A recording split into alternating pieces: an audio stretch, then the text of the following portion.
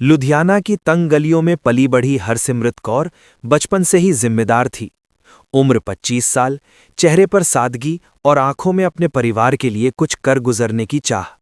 पिता एक छोटी फैक्ट्री में काम करते थे जहां आमदनी सीमित थी। मां गृहिणी थीं और घर का हर खर्च सोच समझकर चलाती थीं। छोटा भाई कॉलेज में पढ़ रहा था। घर की हालत ठीक ठाक थी, लेकिन भविष्य सुरक्षित नहीं था। हरसिमरत जानती थी कि अगर हालात ऐसे ही रहे तो एक दिन पढ़ाई और सपने दोनों अधूरे रह जाएंगे। इसी बीच मोहल्ले में एक एजेंसी का नाम सुनाई देने लगा जो सऊदी अरब में वर्क वीज़ा पर घरेलू काम दिलाने की बात कर रही थी। कहा जा रहा था कि तनख्वाह ठीक होगी, रहने खाने की सुविधा मिलेगी और 2-3 साल में अच्छी बचत हो जाएगी। पहले हरसिमरत डरी, पर जब उसने मां की दवाइयों और भाई की फीस के बारे में सोचा तो मन मजबूत कर लिया। घर में लंबी बातचीत हुई। पिता ने कहा, परदेस आसान नहीं होता बेटी। मां ने आंसू रोकते हुए कहा, लेकिन अगर तू जाएगी तो घर को सहारा मिलेगा। आखिरकार बहुत सोच विचार के बाद वर्क वीज़ा लगवाया गया। जिस दिन हरसिमरत लुधियाना से दिल्ली एयरपोर्ट के लिए निकली, मां ने उसके हाथ में कड़ा बांधा और कहा, भगवान तुझे हर बुराई से बचाए। हरसिमरत ने मुस्कुराकर सिर हिलाया, लेकिन दिल में अनजाना डर था।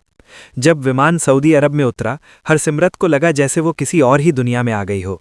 चारों तरफ नई भाषा, नया पहनावा, नई संस्कृति। एजेंसी का आदमी उसे लेने आया और सीधे एक बड़े शहर के बाहरी इलाके में बने घर तक ले गया।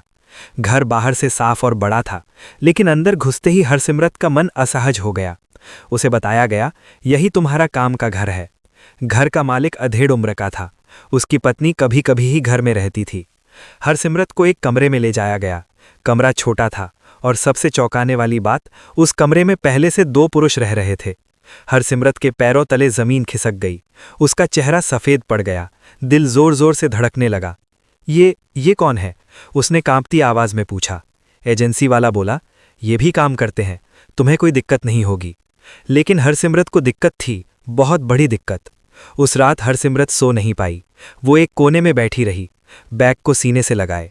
दोनों आदमी आपस में धीमी आवाज़ में बात कर रहे थे। वो उनकी भाषा पूरी तरह नहीं समझ पा रही थी, लेकिन डर उसकी रग रग में उतर चुका था। उसने मन ही मन सोचा, अगर कुछ गलत हुआ तो मैं किसे पुकारूंगी। उसकी आंखों से आंसू बहने लगे। अगली सुबह उनमें से एक आदमी उसके पास आया। डरो मत, उसने टूटी फूटी हिंदी में कहा, मेरा नाम असद है। दूसरे आदमी का नाम रहमान था। उन्होंने बताया कि वे दोनों काफ़ी समय से वहाँ काम कर रहे हैं और उसी कमरे में रहते हैं, क्योंकि घर में जगह कम है। असद ने कहा, तुम हमारी बहन जैसी हो, कोई तुम्हें परेशान नहीं करेगा। उसकी आवाज़ में सच्चाई थी। हरसिमरत को थोड़ी राहत मिली, लेकिन डर पूरी तरह गया नहीं। हरसिमरत का काम कठिन था। सुबह जल्दी उठना, घर की सफाई, खाना बनाना, कपड़े धोना। दिन भर काम के बाद शरीर टूट जाता था। घर का मालिक ज्यादा बोलता नहीं था, लेकिन उसकी नज़रें अजीब सी थीं। कई बार वो देर तक हरसिमरत को घूरता रहता। हरसिमरत ये सब महसूस करती थी, पर चुप रहती थी। वो जानती थी, परदेस में आवाज़ उठाना आसान नहीं होता। असद और रहमान हरसिमरत का ध्यान रखते थे। काम के बाद वो उससे हाल पूछते। अगर वो घबराई हुए दिखती तो असद कहता, हम हैं ना, तुम अकेली नहीं हो। धीरे धीरे हरसिमरत को उन पर भरोसा होने लगा। उसने असद को अपने परिवार के बारे में बताया। असद ने कहा, आज से तुम मेरी बहन हो। उस दिन पहली बार हरसिमरत ने सुकून की सांस ली। कुछ हफ्तों बाद घर के मालिक का व्यवहार बदलने लगा। वो बेवजह पास आने लगा, छोटी छोटी बातों पर बुलाने लगा। एक दिन उसने साफ शब्दों में कहा, मैं तुमसे शादी करना चाहता हूँ। हरसिमरत सन्न रह गई। उसने कांपती आवाज़ में कहा, मैं यहाँ काम करने आई हूँ, मैं शादी नहीं कर सकती। मालिक के चेहरे पर गुस्सा आ गया। सोच लो, उसने कहा, यहाँ मेरी मर्जी चलती है। उस रात हरसिमरत रोती रही। उसने असद को सब बता दिया। असद का चेहरा सख्त हो गया। चिंता मत करो, उसने कहा, हम कुछ करेंगे। रहमान ने भी हामी भरी, तुम सुरक्षित रहोगी। हरसिमरत जानती थी, आगे का रास्ता आसान नहीं है। उस रात हरसिमरत कौर की आंखों में नींद नहीं थी। कमरे की बत्ती बुझी हुई थी, लेकिन मन में डर की रोशनी जल रही थी। घर के मालिक की कही हुई बात उसके कानों में बार बार गूंज रही थी, यहाँ मेरी मर्जी चलती है। वो करवटें बदलती रही। दिल चाहता था कि किसी तरह सुबह हो जाए। परदेस की रातें लंबी होती हैं और डर उन्हें और लंबा कर देता है। सुबह हुई तो हरसिमरत ने खुद को संभाला। उसने तय किया कि वो डर को अपने चेहरे पर नहीं आने देगी। काम वैसे ही करती रही जैसे कुछ हुआ ही ना हो, लेकिन उसकी नज़रें बार बार दरवाजे की ओर चली जाती थीं। अगले कुछ दिनों में घर के मालिक का व्यवहार और बदल गया। वो हर छोटी बात पर उसे बुलाने लगा, कभी रसोई में, कभी स्टोर रूम में, कभी ऐसे समय पर जब घर में और कोई ना हो। हरसिमरत हर बार कोई न कोई बहाना बनाकर वहां से निकल जाती, कभी काम ज्यादा होने का, कभी तबीयत ठीक ना होने का, लेकिन वो जानती थी ये बहाने हमेशा नहीं चलेंगे। एक दिन मालिक ने सख्त लहजे में कहा, तुम सोचने के लिए बहुत समय ले रही हो। उसकी आवाज में चेतावनी थी। हरसिमरत का शरीर कांप उठा। उसने सिर झुका लिया, लेकिन मन में तय कर लिया, जो भी हो मैं गलत के आगे नहीं झुकूंगी। उसी शाम उसने असद और रहमान को सब विस्तार से बताया। असद की आंखों में गुस्सा साफ दिख रहा था। उसने धीमी लेकिन मजबूत आवाज में कहा, तुम मेरी बहन हो। अगर किसी ने तुम्हें मजबूर करने की कोशिश की तो हम चुप नहीं बैठेंगे। रहमान ने भी हामी भरी, लेकिन हमें बहुत समझदारी से कदम उठाना होगा। ये देश हमारे लिए नया है और कानून भी अलग है। तीनों देर तक बात करते रहे। डर था, लेकिन उससे ज्यादा एक दूसरे पर भरोसा था। असद ने कहा कि सबसे पहले हरसिमरत को भारत के एम्बेसी से संपर्क करना चाहिए, लेकिन ये आसान नहीं था। हरसिमरत के पास अपना पासपोर्ट नहीं था। एजेंसी ने आते ही रख लिया था। मोबाइल भी सीमित समय के लिए मिलता था। फिर भी एक दिन जब मालिक बाहर गया हुआ था, असद ने अपने फ़ोन से भारतीय एम्बेसी का नंबर मिलाया। कॉल लगने में समय लगा, लेकिन जब उधर से हिंदी में आवाज़ आई, इंडियन एम्बेसी रियाद, हरसिमरत की आंखों में आंसू आ गए। उसने टूटी फूटी आवाज़ में अपनी पूरी स्थिति बताई।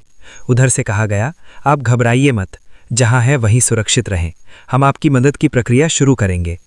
फ़ोन कटने के बाद तीनों ने राहत की सांस ली, लेकिन मदद आने में समय लगना था, और समय यहाँ सबसे बड़ा दुश्मन था। मालिक को शक होने लगा था कि कुछ चल रहा है। उसकी नज़रें और सख्त हो गई थीं। एक दिन उसने गुस्से में कहा, तुम लोग आपस में ज़्यादा बातें करते हो। असद ने तुरंत बात संभाली, काम से जुड़ी बातें हैं मालिक। लेकिन हरसिमरत समझ गई थी कि अब देर करना खतरनाक है। उस रात उसने माँ की दी हुई कड़े को कसकर पकड़ा और भगवान से प्रार्थना की। कुछ दिन बाद एम्बेसी से फिर कॉल आया।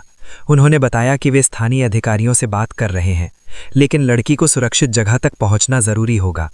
ये सुनकर हरसिमरत का दिल बैठ गया। सुरक्षित जगह तक पहुंचना मतलब घर से निकलना, और बिना मालिक की इजाज़त निकलना बहुत बड़ा रिस्क था। असद ने कहा, अगर तुम तैयार हो तो हम तुम्हारे साथ हैं। रहमान ने भी कहा, बहन डर लगे तो मेरा हाथ पकड़ लेना। एक रात जब घर का मालिक किसी रिश्तेदार के यहाँ गया हुआ था, असद ने इशारा किया, आज का दिन सही है। हरसिमरत का दिल जोर जोर से धड़कने लगा। उसने जल्दी से अपना छोटा सा बैग उठाया, कुछ कपड़े, कागज़ों की फोटोकॉपी और माँ की दी हुई निशानी। तीनों धीरे धीरे घर से निकले। सड़क सुनसान थी, हवा में अजीब सा सन्नाटा था। हर कदम पर ऐसा लग रहा था जैसे कोई देख रहा हो। एक टैक्सी रोकी गई। ड्राइवर ने सवाल भरी नज़र से देखा, लेकिन असद ने अरबी में कुछ कहा और टैक्सी चल पड़ी। हरसिमरत ने पहली बार महसूस किया, डर के साथ साथ उम्मीद भी चल रही है। कुछ समय बाद वे एक सेफ हाउस पहुंचे, जहां एम्बेसी से जुड़े लोग पहले से मौजूद थे।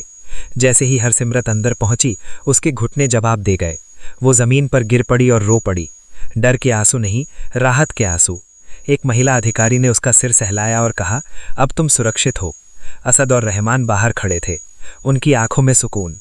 अगले दिन हरसिमरत ने असद से कहा, अगर आप दोनों ना होते तो मैं शायद।